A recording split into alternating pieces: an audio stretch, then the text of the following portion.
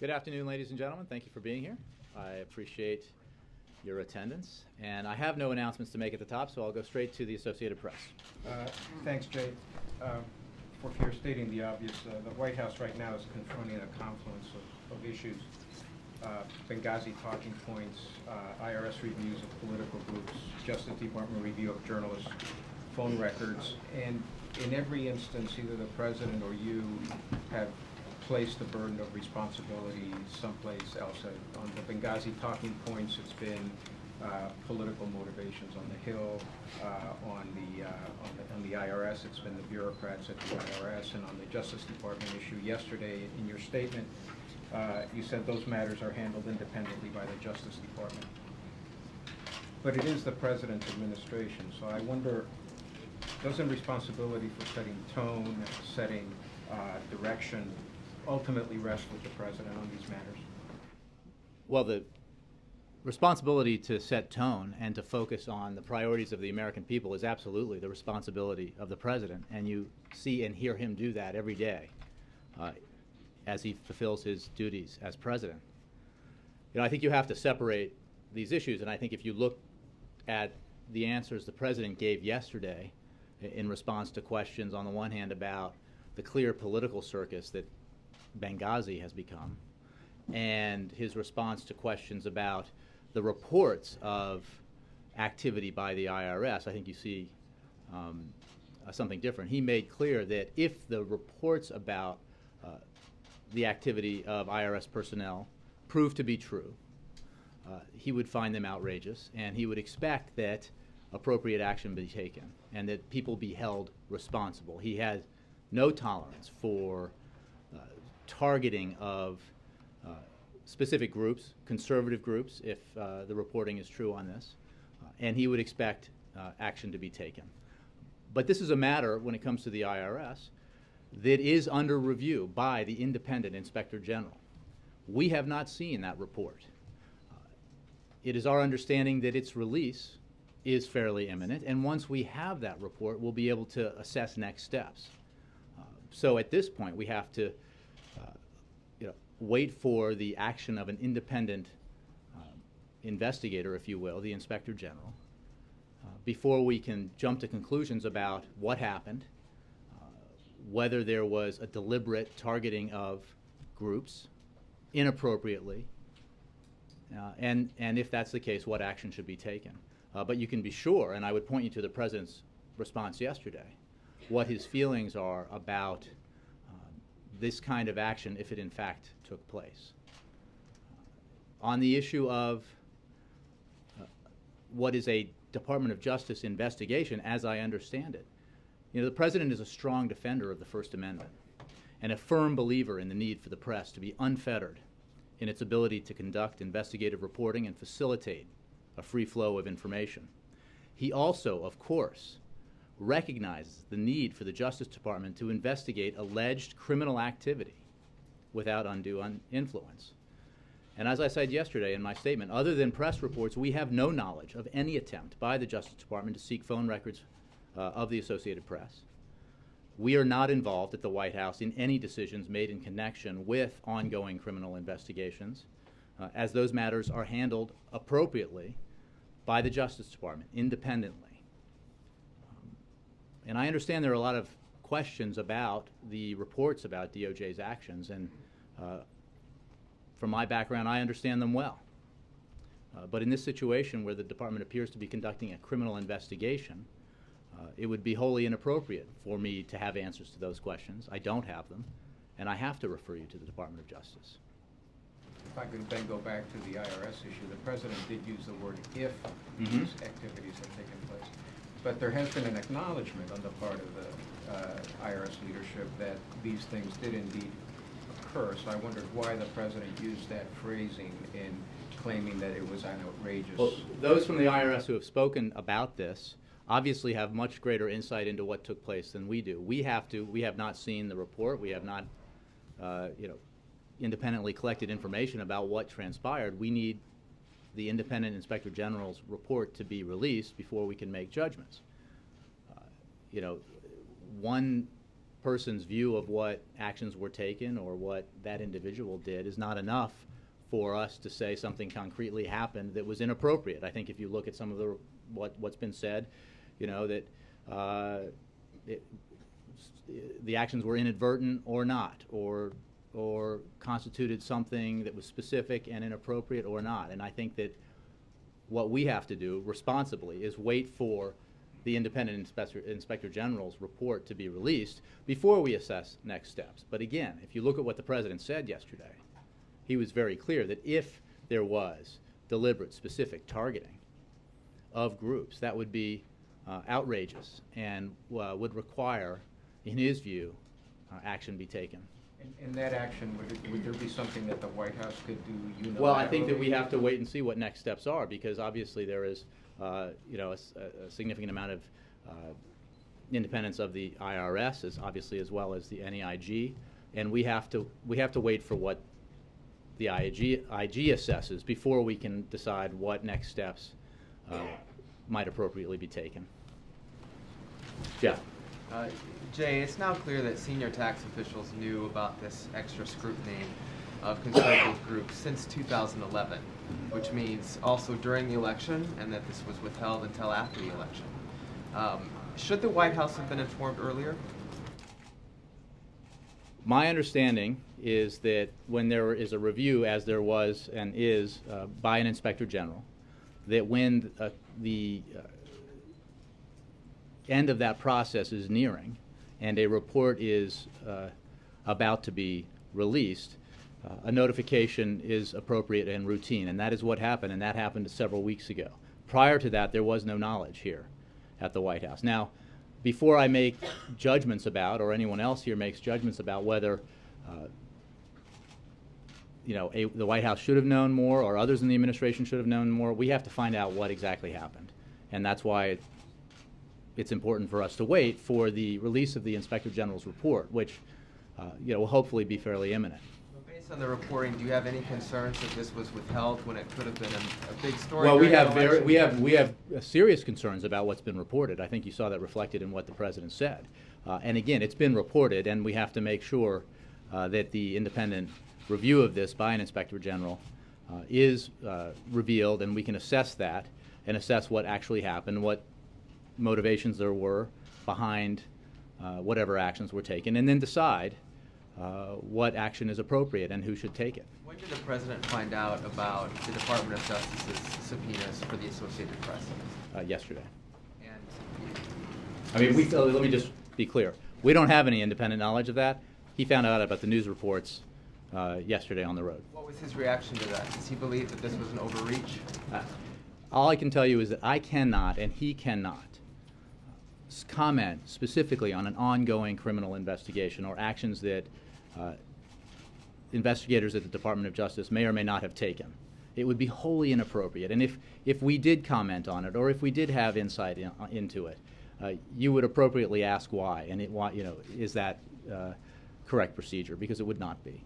So I can't comment on the specifics of that, but I can tell you that the President feels strongly that we need the press to be able to be unfettered in its pursuit of investigative journalism. And you saw when he was a senator, the President co-sponsored legislation that would have provided further protections for journalists in this regard. And he is also mindful of the need for secret and classified information to remain secret and classified in order to protect our national security interests. So there is a careful balance here that must be attained.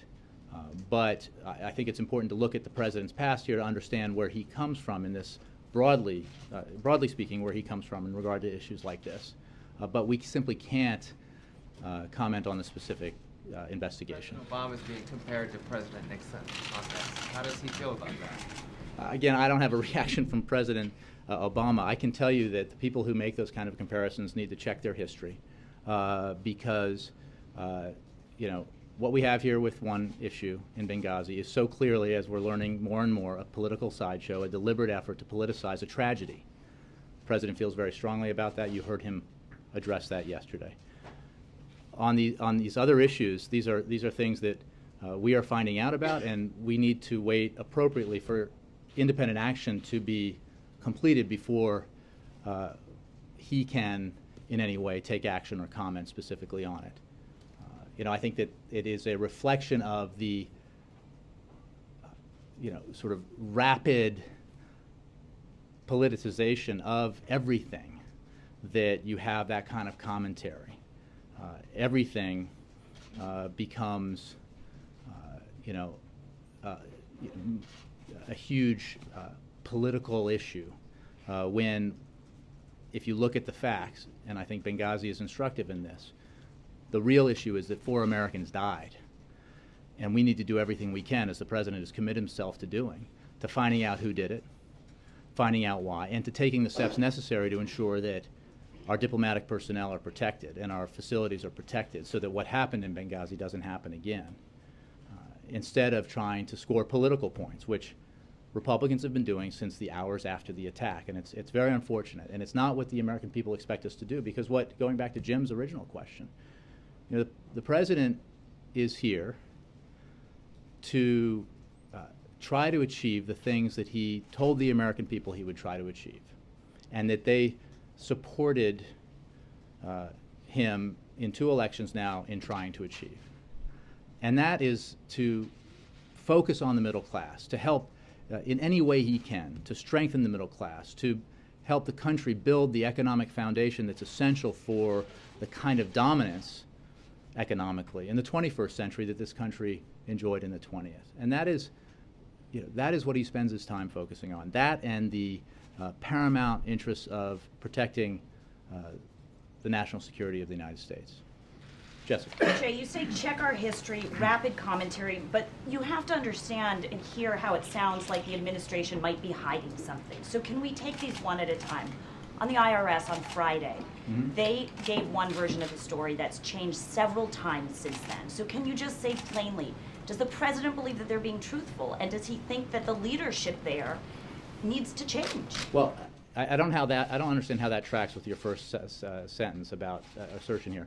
We have seen the reports, as the President said, and if the reports are true, he would consider them outrageous. Even this IRS has acknowledged that some of this wrongdoing has happened. So the President and this administration could agree. And I think you heard the President say yesterday that if it turns out to be the case, and again, there's a lot of reporting, not all of it complimentary, some of it contradictory. He said there was IRS personnel, which sounded like it was isolated. We've now learned that it was. How could IRS personnel be isolated? That could be the entire agency. I mean, it's what he's basing it. That it touched but the Jessica, Washington he's D.C. basing. office. Is he concerned that this is a broader problem? He's concerned by he's concerned by every report he sees on this. You can believe that he is concerned by that, and that is why he looks forward to finding out what the IG report says, and then deciding what next steps need to be taken, and who needs to take them.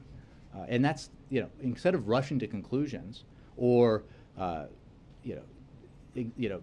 perpetrating consequences before we even know specifically what happened and the whole story, would be inappropriate for a president to do. And so, again, he made clear what his view of this action, if there was specific, deliberate targeting of conservative groups or any groups inappropriately, he would be outraged. And he finds the suggestions of that to be outrageous. But we cannot, and we should not, prejudge the outcome of an investigation. What is the consequence of his outrage? We'll see.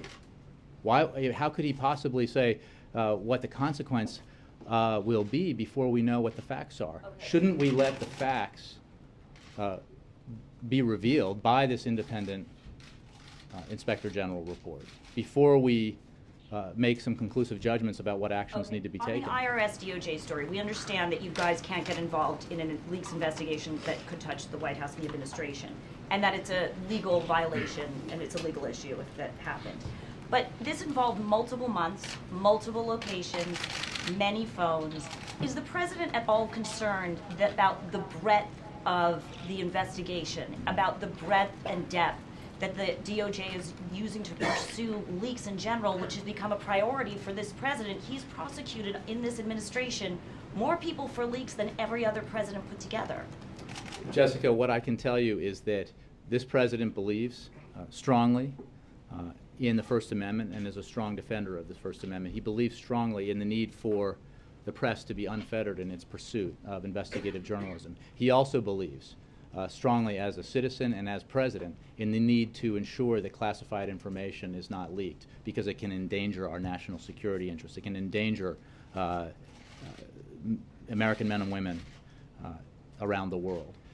But I cannot, and he cannot, appropriately comment on the specifics of an ongoing criminal investigation for the reasons that you yourself just raised.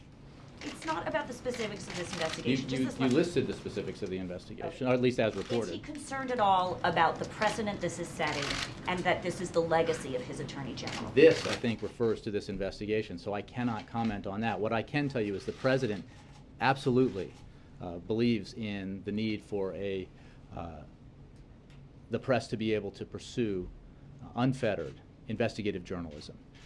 And you saw that in prior to his arrival in this office, when he was a senator and co-sponsored legislation that would enhance protections for the media, and the principles that are behind that effort are ones that he holds to this day. But I can't then take that to a specific case that's been reported in the press, again, that we learn about from the press appropriately. Because if we learned about it any other way, it would be inappropriate. You'll comment on it after the case is decided. Well, I'm joking.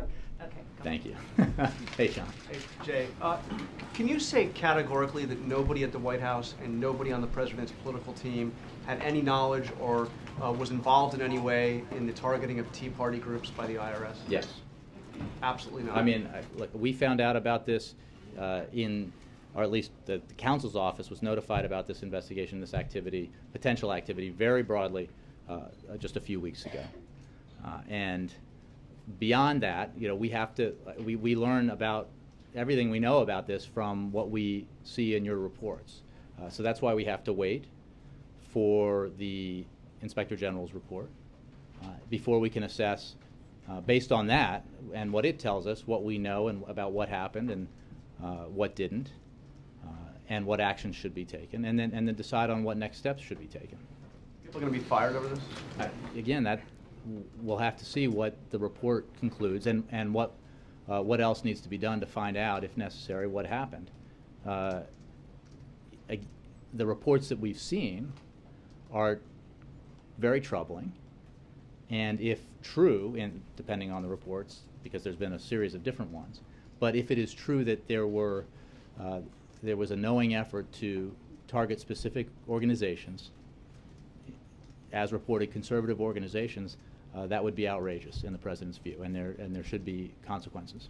And while you clearly can't comment on the Justice Department investigation, as a principle, does the President approve of the idea of prosecutors going through the personal phone records and work phone records of journalists and their editors?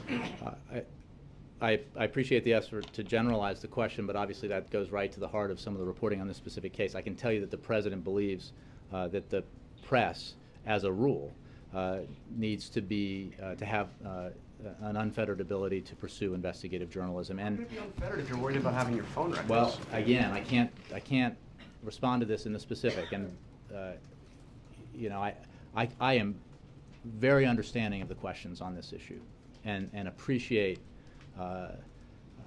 the nature of the questions, and I think they go to important issues, and they go to the fundamental issue of finding the balance between, when it comes to leaks of classified information of our nation's secrets, if you will, between the need to protect that information because of the national security implications of not protecting them on the one hand, and the need to allow for an unfettered press and in its pursuit of investigative journalism. So this is a balance that the President believes is important that we have to find, and you know, how he views these issues can be seen in the actions and proposals he's made in the past. But when it comes to this specific case, I simply cannot get into the details of our view or his view of it. Just the last at this question. time. And just the last question. Is all of this, all this swirl of controversy and stories affecting the President's ability to pursue his agenda? The President is focused on what he believes the American people expect from him and from their leaders in Washington. And you have seen that, and you will continue to see that in the days and weeks and months ahead. Overwhelmingly, Americans are concerned about continuing the recovery out of the worst recession since the Great Depression, building on the job creation that we've seen, continuing to expand and make more secure the middle class, taking the necessary steps to invest in our future so that our economy can grow later. And that means bipartisan cooperation on things like investing in infrastructure or in innovation, in the kind of investment in the innovation hubs that the President talked about in Austin last week. You know, these are the issues that he's focused on. They include comprehensive immigration reform, which he is constantly discussing with leaders and members of Congress, a bipartisan effort that he believes can and should produce a law that he can sign that reflects the principles that he's laid out a long time ago. So there's a lot of work to be done, and he's focused on that work. Chip, good to see you. Good to see you. Welcome back. I appreciate it. As you know, numerous members of Congress over a period of a couple of years wrote the IRS and asked if conservative groups were being targeted. Those officials did not respond. If it turns out that those officials did know at the time that the conservative groups were being or had been targeted, should those officials be punished? That goes into, I mean, the if phrasing is appropriate. If what we're seeing in some of these reports about specific targeting and actions taken by personnel within the IRS turns out to be true, then people should be held accountable. And what that means in concrete action we'll have to see based on the information and the facts that are gathered, principally, at least at first, by the Inspector General. So you heard from the President yesterday. You heard the outrage that he conveyed at the reports of this kind of activity. Outrage or potential outrage? I mean, he's saying he's only going to be outraged if. I don't think you would want a president to be outraged on something that turned out not to be true. We have to wait. He apologized for part of it. Don't we know that part of it is fact? It's not in the if area anymore. It's fact. I agree with that, and I think that was reflected in the tone and the nature of the comments you saw from the president. But on the broader issue here about getting all the facts, it really is important, in our view and the president's view, that we let the independent Inspector General complete that report, that we assess it when we see it, because we haven't seen it. There have been suggestions in the reports that some of it has leaked out, but we haven't seen it. We don't have access to it, and when we do, we'll be able to assess it a lot more specifically than we can now. And one other question, following up on Jim's question about what he called the confluence of issues. You've got Benghazi, IRS, HHS, DOJ. If you read some of the articles on this, it almost sounds like there is a siege going on. Is there a siege mentality back there in the West Wing right now? Absolutely not. We are focused on the things that we can do to help the middle class, the things that we can do to move our economy forward. To help our kids get educated, to work with Congress to achieve what will hopefully be a bipartisan comprehensive immigration bill that this president can sign into law. Working with Congress, as you've seen over the last weeks and months, to see if we can find common ground on reducing our deficit in a balanced way that will help the economy grow, help it create more jobs. We are focused on these fundamental issues that the American people sent this president to this office twice now to focus on. And I understand the effort. I mean I understand the natural inclination to try to bunch some of these things together, but there really is a distinction here, and I think you heard it from the president, that the ongoing obsession, and I'm quoting now somebody describing the Speaker of the House, the ongoing obsession with talking points and Benghazi and the attempts to politicize that constitute a sideshow that's driven purely by or largely by political interest, and not the interest of finding out exactly what happened and who was responsible, and taking the steps that we need to take to ensure that our diplomats and our facilities are secure. That's what the president's been focused on. That's what you've seen in the report from the ARB, the Accountability Review Board, that was overseen by Admiral Mullen and Ambassador Pickering. And it's what you've seen in the president's insistence that the investigation led by the FBI into finding out who was responsible for the deaths of 4 Americans reach a point where we can bring those responsible to justice. Wendell. On the AP phone records, what prevents the president from picking up a phone, calling Eric Holder and asking him what happened? A great deal prevents the president from doing that. It would be wholly inappropriate for the president to involve himself in a criminal investigation that, as Jessica points out, at least as reported, involves leaks of information from the administration. I mean, imagine the story on Fox if that were to happen. So that's why. And we have seen from the press reports the information about attempts to seek phone records from the Associated Press, and we're not involved in those decisions, and we can't comment on an ongoing criminal investigation for reasons that I know that maybe the question was rhetorical, but I think are pretty apparent to everyone who's covered these things over the years. Is it your understanding that no one could have ordered this but the Attorney General? That is, well, it's my understanding that this is something that the Department of Justice does and that the investigators in the Department of Justice handle. There is, I believe, when it comes to these kinds of things, a decision-making process, but I would refer you to the Department of Justice for who actually made the decision that's been reported, because again, our information comes only from press reports on this. If that turns out to be the Attorney General or whoever it turns out to be, will the president have confidence in that person? The president has confidence in the Attorney General.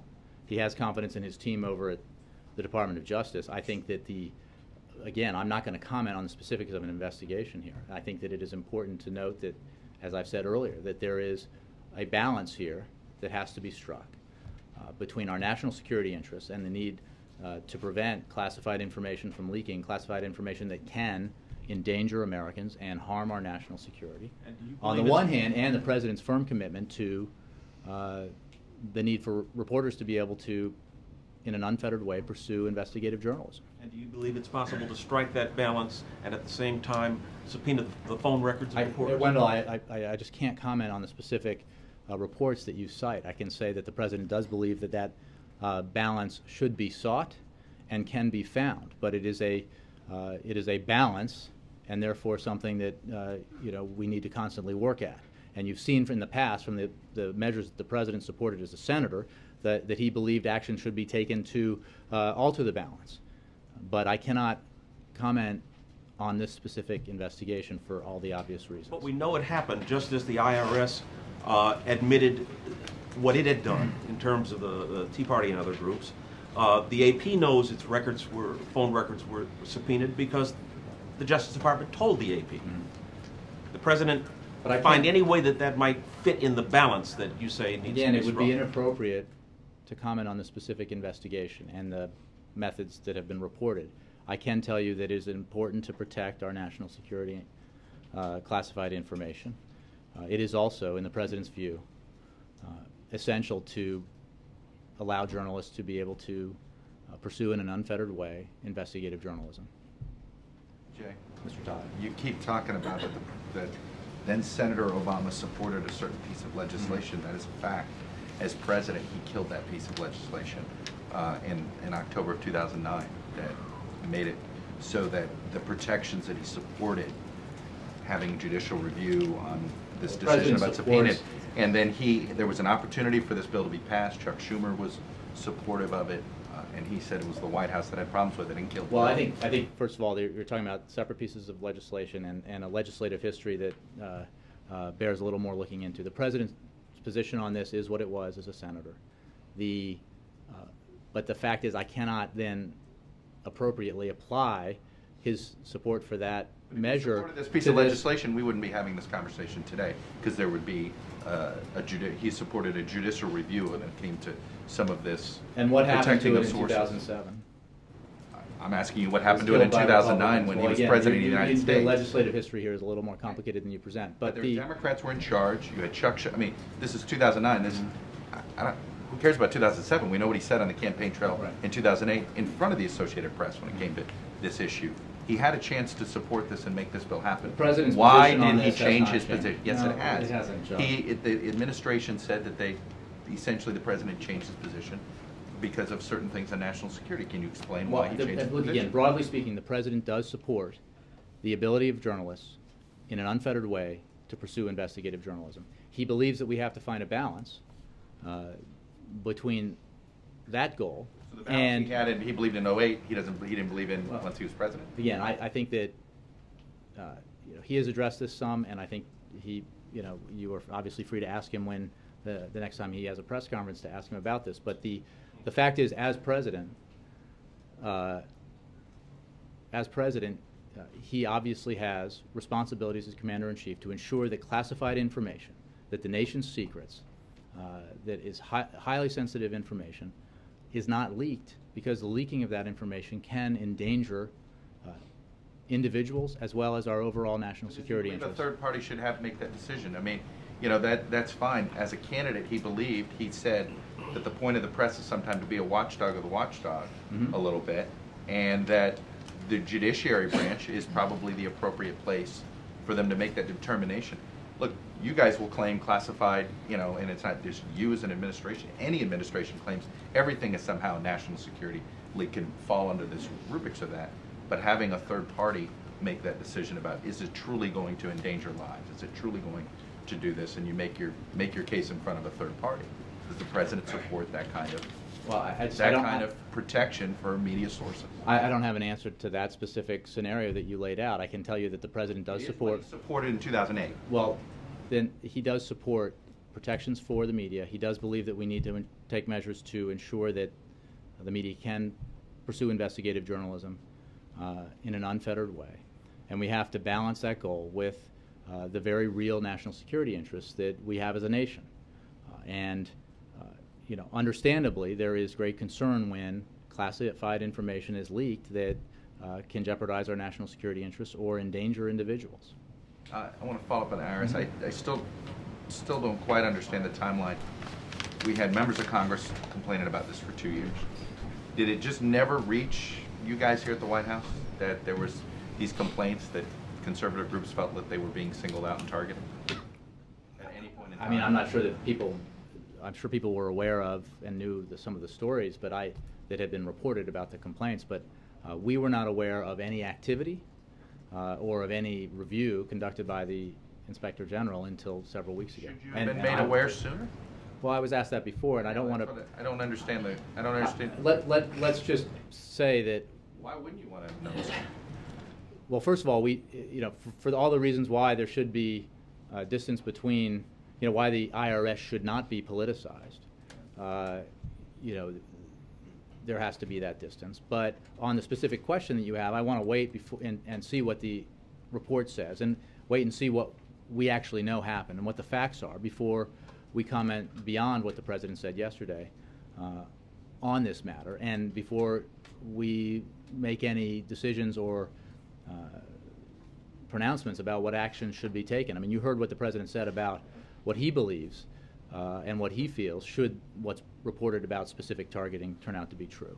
But we need to wait and see if that's in fact the case, and how and what the scope of it is before we make decisions about how to proceed. Do you have any update about when you're going to, I know that Republican Senator Bob Corker of Tennessee is saying he's been waiting for an explanation on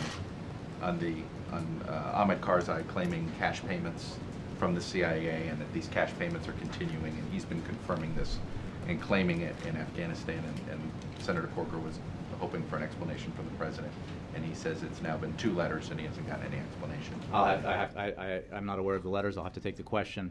The specific story itself, involves the CIA, and I'd have to refer you to them. But with regards to the letters, I'll let you know if there's a response. Jay. Yeah. Jay, you've used this formulation about the president's support for unfettered investigative reporting a number of times here. To what extent is the former constitutional law professor in the Oval Office torn between that philosophy and the case for going after leaks? I think the appropriate way to describe it is that the president believes there needs to be a balance, because there is an interest in making sure that classified information that is sensitive is not leaked, and because of the consequences to national security and to individuals. But there is also an interest in the president's view in ensuring that the press can pursue investigative journalism and be unfettered in that pursuit. And to the earlier point that Chuck was making, even after he became president, the Attorney General and Director of National Intelligence, after the president took office, his Attorney General and his Director of National Intelligence sent a letter to Congress in November of 2009 expressing the administration's support for media shield legislation. So the position that the president held as a senator, he continues to hold as president. But that balance is important. And, again, without commenting on specific reports about specific cases, we have to be mindful of the fact that national security interests are significant, and classified information needs to be protected. Well, he has to know that a reporter can't be unfettered if a reporter is subjected to a fishing expedition, personal phone records and office phone records. Well, Peter, broadly speaking, I think that the president understands that a reporter needs to be shielded in the way that he's supported as a senator and has supported as a president. I cannot, because of the nature of your question, express an opinion about reported developments in a criminal investigation currently underway at the Department of Justice. You just said categorically that you could say no one from the White House or in the president's political team was involved. There's a pretty unequivocal answer on your part. And yet the bulk of this press conference is you saying you don't have all the facts. It's a wait-and-see approach. That's a fair point. What I can tell you is that... What gives you that confidence?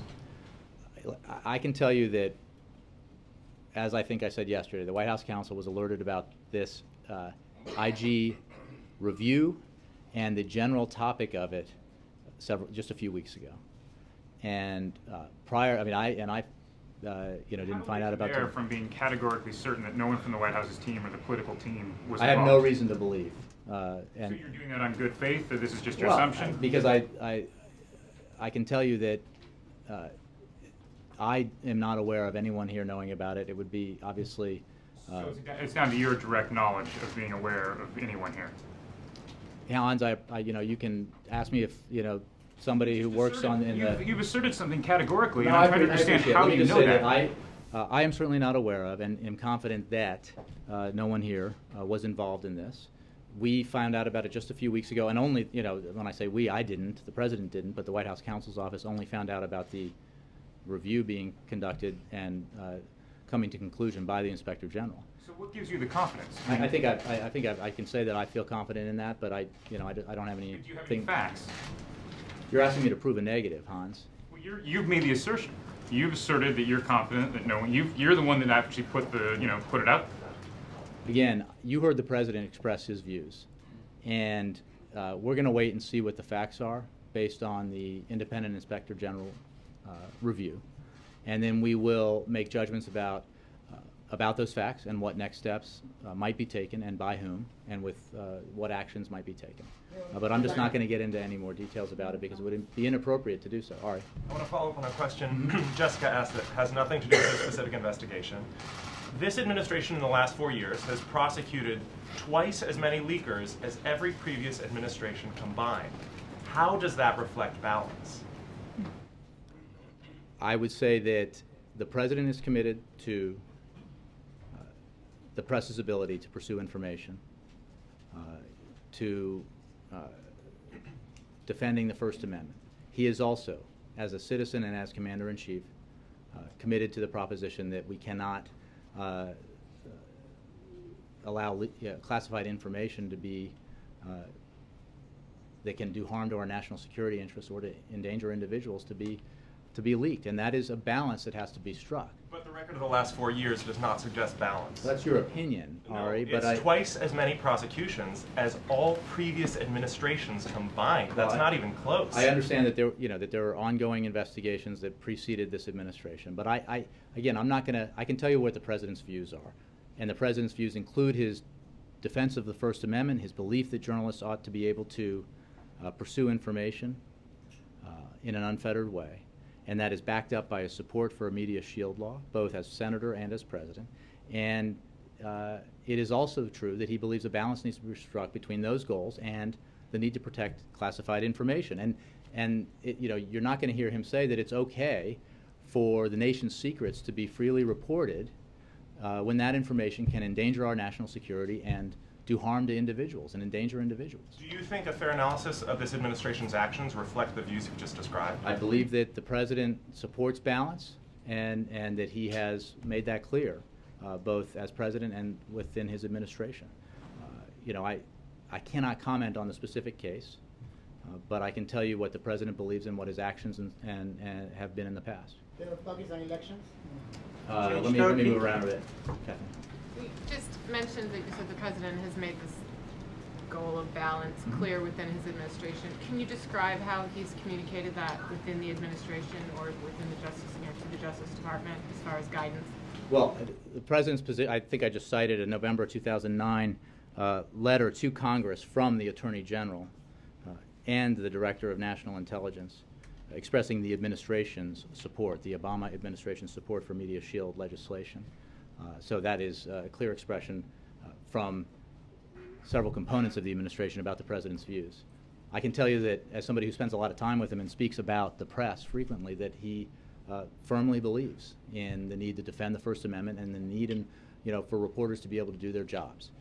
He is also, as Commander-in-Chief and a citizen, interested in the protection of sensitive information that can, if released, endanger our national security or endanger individuals. And I think that is a balance that every American would expect a president to seek, both in his views and in his actions. He's talked about that with you privately or with Eric? I'm just saying that I know, because I've spent time with him, what his general views about this matter are. April? Jay, a couple of questions. Did you know that the Attorney General has recused himself of this investigation? Did you know that? I did learn that before I came out. It was reported right before I came out. So you said earlier that it wouldn't make any sense, it would be inappropriate for the president to talk to As a general matter, for the president to pick up the phone and call the Attorney General about an ongoing criminal investigation led by the Department of Justice into, in part, the administration, I think it's safe to say that would be inappropriate. And I think everybody in this room would consider it inappropriate. Okay, well, let me ask you two more questions. Is there an expectation around here at the White House that this leak investigation can expand to more news outlets beyond the Associated Press? Again, this is not something we would have any knowledge about, and I would have to refer you to the Department of Justice. And one more question.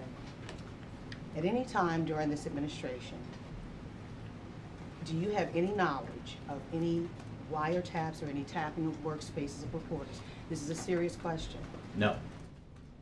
And again, this is, I don't, and any suggestion that somebody here would is, goes to the heart of what I'm saying. These are questions for the Department of Justice, and I would refer you to what's been reported. First of all, Connie, happy birthday. Thank you so much. Is there a possibility that any of the private Obama administration people who support the president or the Democratic candidates could have instigated these leaks, not the IRS or anybody? Instigated the leaks? I have no idea. I think that the reporting, that the people, the sources are cited. You're asking me sort of hypotheticals about things that I wouldn't be able to answer. And one more question. The president is human. When he first found out about these, especially the AP story, did he curse? Did he scream? What was his reaction? Oh, well, I'm not going to read out a private conversation, but I can tell you that he found out about it yesterday. Alexis. Three quick questions. Can I just follow up? When you were saying that the president doesn't involve himself in an ongoing criminal investigation, just to clarify, which ones are we talking about? I'm thinking about Trayvon Martin and I'm thinking about Steve Gates. Just could you explain, clarify what you mean? Alexis, the president, these are the federal investigation that has been reported, again, based on news reports, and we do not, appropriately so, have any insight into that investigation or communications about that investigation. So, we have no knowledge of independently of any attempt by the Justice Department to subpoena phone records of the Associated Press beyond the press reports that we've read. Second question about the IRS. Following up on what Chuck and Hans were asking you, it was reported in very estimable news organizations for several years, the complaints from the organizations that felt that they were being targeted by IRS. We have very prominent lawmakers on the Republican side of the aisle who actually gave speeches about it and talked about it long before you would have known about the IG report.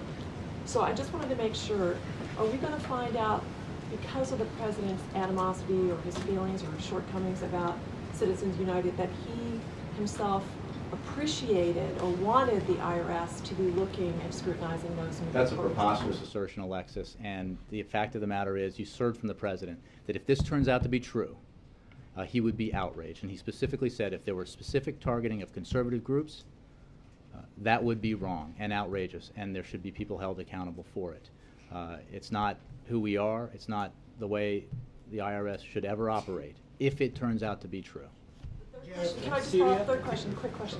On Benghazi, CNN obtained part of an email leaked as part of that email trail that was sent to the Congress. And you've seen it online, I'm sure.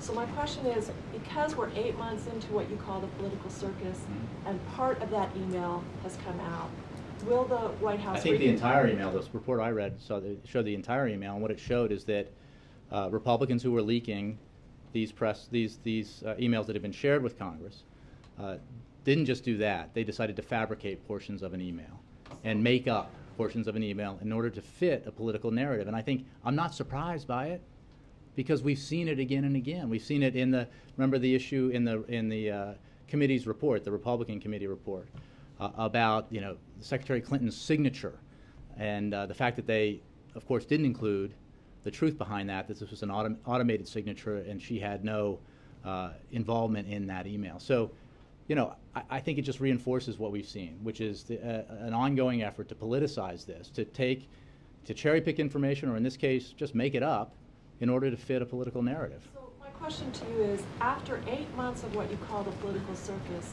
why not just put out the emails now? Do the data dump now? Well, I'd say a couple of things, because not in your question is the fact that we provided these emails to Congress, to relevant committees, as well as leaders several months ago. At the time, some Republicans said they were fairly satisfied with the information, that they felt they knew what they needed to know. This was about the confirmation of John Brennan as the new head of the CIA. They moved forward with that nomination and confirmed John Brennan in that position. The Speaker of the House is reported to be obsessed with Benghazi and the political benefits of this pursuit. Well, hold on, I'll get to it. I'm just doing a great prelude to the answer, which is that preface to the answer. So the Speaker of the House is obsessed with this, has made all sorts of demands, and then it turns out that his office was provided the information, but as obsessed as he was, he didn't show up to get the briefing and spend the time with the emails, but a staffer did, so he's known all along what these emails contain and what they don't contain. So I think the evidence is pretty overwhelming. That the answer is what I've said before, which is that this is, as it has been consistently the case with administrations of both parties, the internal deliberations of Alexis, shake your head and editorialize, but let me finish. Reporters covering on other administrations when it didn't work and the information comes out. Just put it out. Well, the information comes out, but not if people leak information as they have on the Hill, for political purposes. That's one thing. As a matter of course, releasing internal deliberations is something that goes to the kind of protections that have existed for the executive branch for many administrations of both parties. And the fact is, and I think again in the full reporting of this story, we did something rather extraordinary, which was provide these emails to the committees, the relevant committees, in camera, fancy legal term for meaning they could spend all the time they wanted with them, make notes, copy them verbatim or not so verbatim, as it turns out, and then go on their way and make their assessments, which is what we did. Lily. Thank you, Jack. Has the President spoken to the Pakistan's incoming Prime Minister Nawaz Sharif after the election? He has. Today, the President spoke by phone with Nawaz Sharif, President of Pakistan Muslim League Nawaz, to congratulate him on his party's success in the May 11 parliamentary elections. As you know, over the weekend, the President also commended the people of Pakistan on the successful completion of their parliamentary elections. The United States stands with all Pakistanis in welcoming this historic, peaceful, and transparent transfer of civilian power, which is a significant milestone in Pakistan's democratic progress. It really is important to note the significance of consecutive democratic elections and the transfer of civilian power from one government to the next. The United States and Pakistan have a long history of working together on mutual interests, and this administration looks forward to continuing our cooperation with the Pakistani government that emerges from this election as equal partners in supporting a more stable, secure, and prosperous future for the people of Pakistan. In an interview to Wall Street Journal, the incoming Prime Minister spoke about the drone strikes, and he wants that. Did that issue came up during the conversation? I think the contents of this conversation are reflected in what I just said. Mark. Does the White House, amid all those nice words about the Pakistan election, have a position on the fact that the New York Times' Islamabad bureau chief was asked to leave the country with 72 hours notice, literally on the day of that election? I don't have a specific reaction to that from the White House. We obviously have a broad interest, not just in the matters that we've been discussing here today, but in general, including in international reporting in governments around the country permitting journalists, American and otherwise, to operate freely. And I don't have the specifics on this case, at least in an official capacity. I certainly have followed it and read about it. But it's a general principle that we believe reporters ought to be able to work and to work safely around the world. Can I follow on one thing on Benghazi? Mm-hmm. Does the White House, and this goes back to the talking points, does the White House believe that the State Department had valid equities that needed to be protected in the drafting of those talking points? I think, well, I would point you to the CNN story about, a particular email that was misrepresented in the reporting about it originally, where there actually no discussion of the State Department specifically. But in general, the process that we've described, where agencies with a stake in an issue like what happened in Benghazi, obviously, are part of it and present their views. In this case, the CIA had the lead when it came to drafting the talking points. Much unreported is that many of the iterations of these so-called talking points, or at least the discussions about what should be included, contain changes made from within the CIA, as I think people have recognized. But in the end, what was produced by the CIA was a distillation of both the view of the agencies involved, but most importantly, reflective of what the CIA felt at the top was a fair representation for public use of what they knew at that time. And as we know, and as was made clear in the talking points themselves, because they were caveated to explain that more information would become available, that our picture would change and evolve of what happened.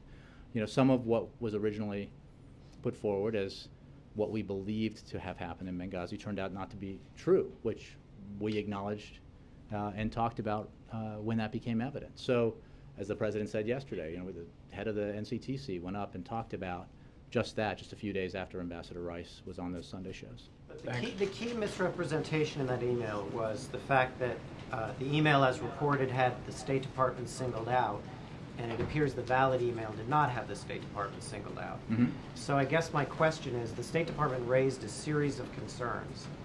Are we to believe that those concerns were not as uppermost in the minds of the White House? I think you should believe that, as I understand it, there was an effort here, a focus here, and elsewhere, on making sure that what we said as an administration and what we provided to Congress was as accurate as it could be, and did not, there was a lot of misinformation, as is always the case in an incident like this in the initial hours and days afterwards, and a lot of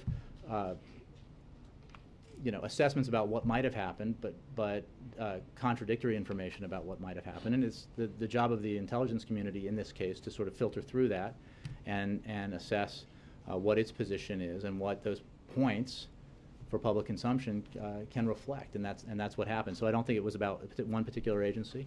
I think it was about the community at large led by the, in this case, CIA. Jay. Thanks, Jay. One more, Jay. One more. Turkey. Turkey. Thank you. Turkish Prime Minister is right now on the plane coming here. My first question, two quick question. In Reyhanlı, border town with Syria, 50 people got killed and dozens of injured. What's your reaction? We have not heard any reaction from White House. And is this going to change any of your approach to spillover affect one of your allies? And second question we'll ask after this. Well, first of all, the United States condemns the car bombings in Reyhanlı over the weekend, and we stand with Turkey against such horrific violence. We extend our deepest condolences to the families of the victims, and our thoughts are with those who were wounded. It's important to note always, but particularly appropriate with the arrival of the Prime Minister, that Turkey is one of our strongest partners. We have worked shoulder to shoulder with the Turks to counter terror threats, and this attack will only strengthen our resolve to work together to protect our people and fight instability and violence in the region. This is something that I fully expect. This incident will be a matter of discussion between the Prime Minister and the President. As friends and NATO allies, the United States and Turkey are partners in addressing a range of critical global and regional issues. They will clearly discuss Syria, which is an interest that they share. And they will also talk about stability in the Middle East, trade and economic cooperation, and countering global terrorism overall. The Prime Minister's visit underscores the close friendship between the U.S. and Turkey and the strategic importance we place on broadening and deepening that relationship moving forward. Last one. On chemical weapon in Syria, UN chemical weapon chief said that time is running out. He said this a few days ago, and he said that traces of attack might be impossible to obtain very soon. And it has been over 3 weeks that your administration admitted that it was used. What's the latest update? Is there any other evidence you have? Well, we are working with our allies as well as with the Syrian opposition to gather evidence. We continue to call on President Bashar al-Assad to allow the United Nations to conduct an investigation into the use of chemical weapons, an investigation that President Assad said he wanted, but is now blocked. But we're not relying on the UN alone. We are pursuing and gathering information independently of that and working with our allies and the Syrian, most importantly, the Syrian opposition.